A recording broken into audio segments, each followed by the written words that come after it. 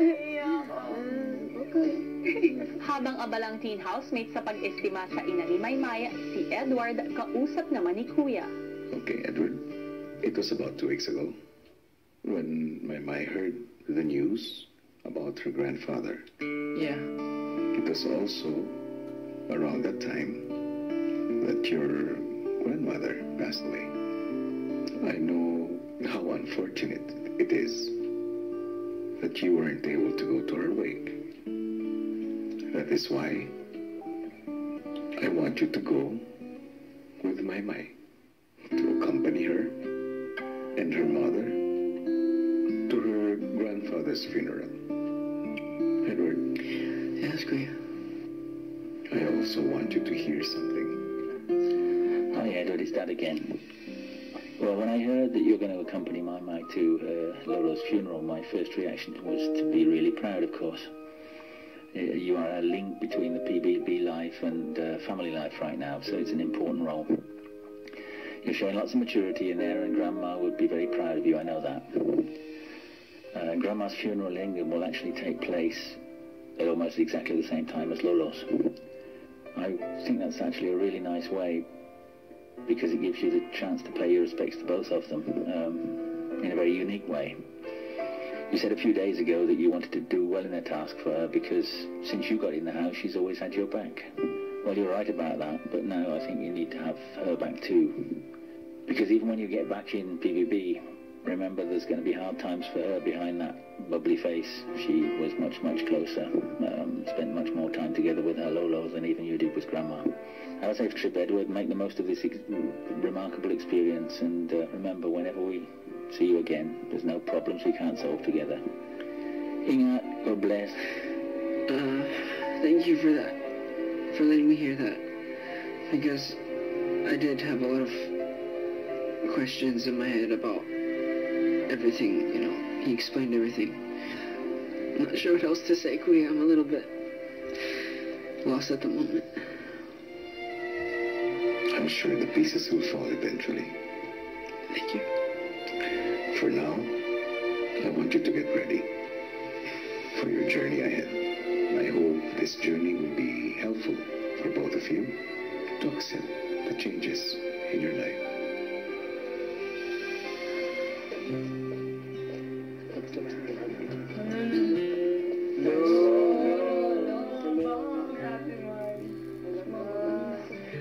I'm leaving. Huh? What? I'm leaving. With my money. Because? Kuya says I'm allowed to go with you, so I can pay my respects to your family and for my...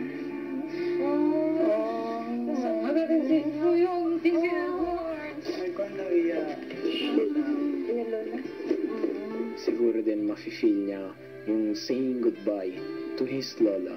And this, it's in some way can help him to say talagang goodbye sa kanyang lola.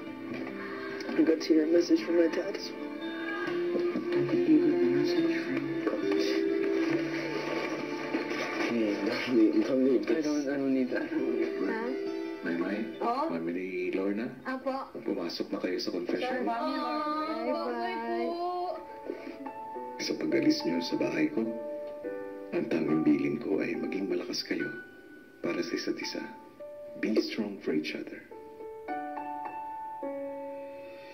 Ang pamamaalam ni Maymay sa kanyang pinakamamahal na lolo sa pagbabalik ng Pinoy Big Brother Lot sa Camiguin.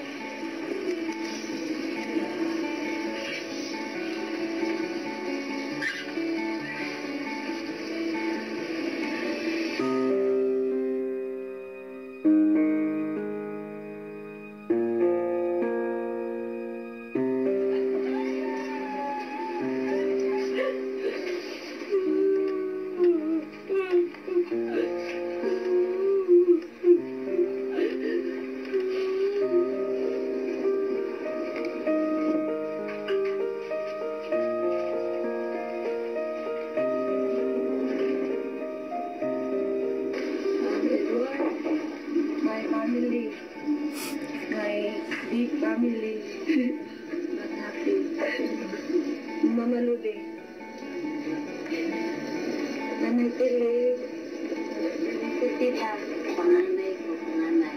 Masaya kuya kasi nakita ko po yung buong pamilya ko. Lalo na si mama kasi nga nakauwi siya, tsaka si tita, nakauwi sila galing Japan. Edward is here because, he can't go to the German. His Lola is also dead.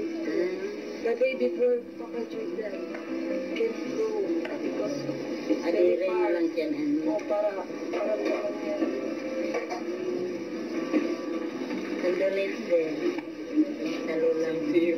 They all seemed really nice, although they were mourning, so they were really kind to me as well. There's a lot of Lola, just choose. Samantala, sa loob ng bahay, gumising na ang mga housemates.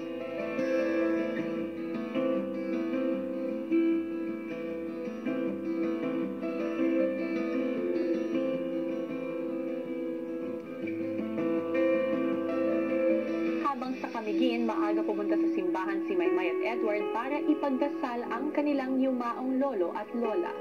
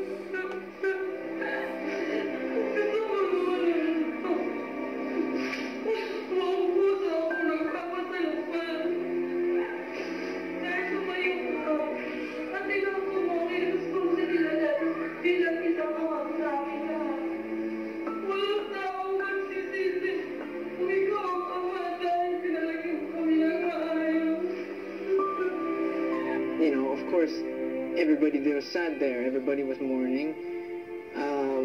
It affected me as well, and also because I lost my grandmother. For me, it was like two funerals, for my grandfather and for my grandmother.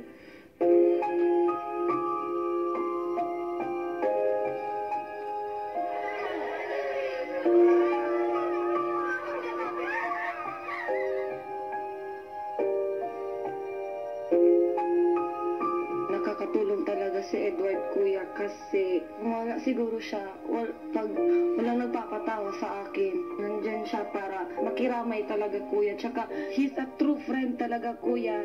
Si Edward naalala rin ang kanyang Lola Mary sa libing. When I first heard the news, my heart was heavy, and it feels like you're carrying a burden.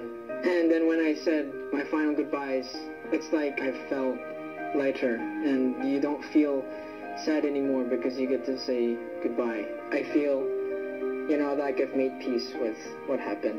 Susunod. I take care of my